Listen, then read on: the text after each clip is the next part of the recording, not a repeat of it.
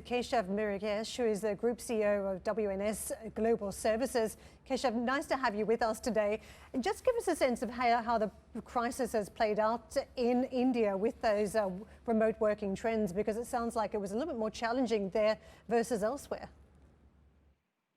Thank you. Actually, it's wonderful to be on this show. And let me first start by saying that if you look back in history, Tom Friedman actually spoke about the technology revolution as a supernova moment.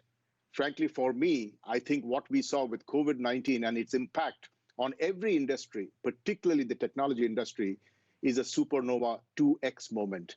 Because overnight, we had to transform all models, change all expectations, make sure that operations were never let go of, and more importantly, move to completely new models that the world had never seen before. So very interestingly, what we did in India was, we employ 4.5 million people in India in the tech business, and this business delivers close to $200 billion to the Indian economy. In a week's time, we had made sure that we had moved 4 million desktops across the whole country to people's homes, and we had ensured that the trifecta that we were focused on, which was making sure that employees were safe, that we were keeping the lights on for global clients, and at the same time, driving customer intimacy to new levels and also preparing for a return to the office, we're all focused on. Now, remember, the work this industry does is mission critical for some of the most important verticals as well as companies. And there's no question of us saying, because of coronavirus or a pandemic, that we could stop working. Overnight, we achieved all of this.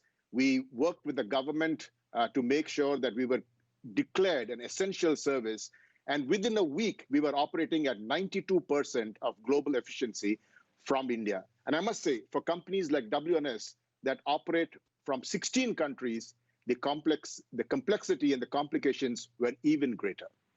You spent a lot of time working with companies on digital acceleration. What are companies not doing now who've not embraced some of those changes, and what should they be doing? Fantastic. So first and foremost, I can tell you that even before COVID actually broke out, most of us were talking to clients around digital acceleration and moving to completely new transformed models, which were less focused on just human interventions, much more on digital kind of transformation. We found that a lot of our customers moved quickly ahead with those journeys, but a few of them were taking a lot of time to make that change. But with COVID-19, what we saw was every client scrambling, to get back, making sure that their clients were well taken care of, well serviced.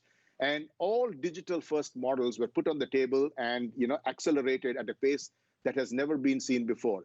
And today, like I mentioned, 92% of the work is now being delivered from home. It has now actually gone all the way to 96%. Most importantly, every client has co-created solutions with their strategic technology partners, and even for a post-COVID kind of a world, are preparing for an ecosystem where physical handoffs will be much less. It will be driven much more by transformed technology services. And every vertical will have much more technology, introduced into it, as a result of which end customers will actually be interacting with the brands themselves first before a person or a machine takes over and completes the process. Keshav, can I ask you about the management of COVID in India and how concerned you are about the ability in some of the areas in which you have operations to get the vaccine rolled out and to suppress the virus? What impact is it having on your operational capacity? Right, that's an excellent question. But let me first start by saying that the government of India has actually worked very closely hand in hand with us to make sure that work from home has now become a permanent kind of initiative.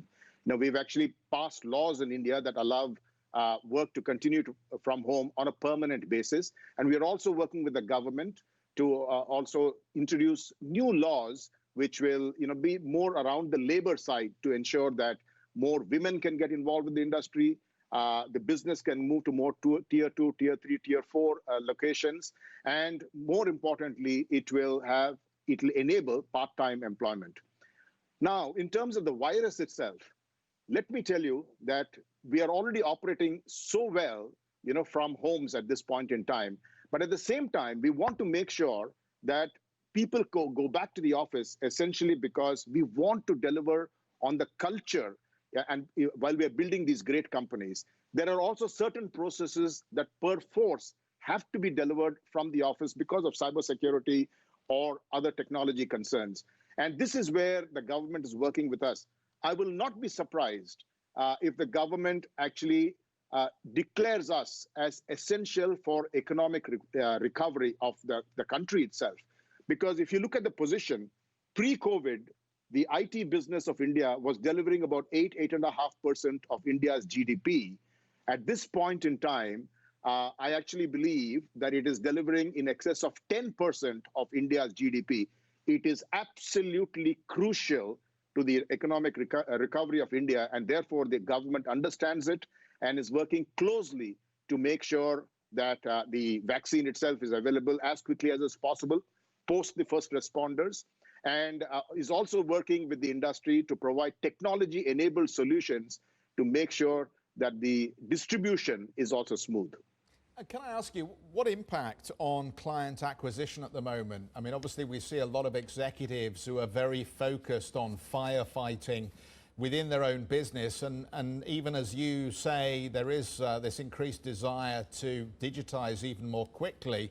A lot of them may be just putting aside decisions that may have cost implications for the moment as they try to manage their existing business needs. Right. So, Jeff, actually, the way I look at it is that first and foremost, everyone earlier thought that this pandemic was a short-term pandemic. People now realize that this is not going away in a hurry. And therefore, everyone is now recreating their business models in a pandemic situation so that they can, first of all, stay in business. But more importantly, the better companies are looking at staying ahead of their competition by leveraging, technology, partners like us, and transformed, business models at this point in time. Even as we speak, certain sectors actually are seeing increased demand.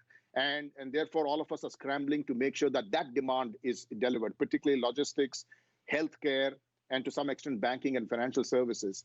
There are other sectors like travel, and a few others that are still continuing to be stressed. But what is actually happening at this point in time is that every client, every prospect is saying that, I have to make sure that I'm reducing my cost. I have to make sure that I am embracing new digital kind of models to be to actually enable the future for my company. And more importantly, that they all want to get closer and closer to their end customers. So at this point in time, I will say that whereas the new strain that we saw in the UK, or what's happening in parts of Europe, sometimes puts a dampener in terms of clients taking a decision immediately. Overall, I will say that clients now understand that this is a model that they cannot ignore. They have to actually take these decisions and stay ahead because everyone else has already leveraged this model and therefore are cutting their costs, becoming more efficient, becoming closer to their end customers, and are introducing new digital models that have never been seen in the world before. Good to see you this morning, Keshav. Thanks so much for joining us and helping us out with the conversation. Keshav Murugesh, Group CEO for WNS Global Services.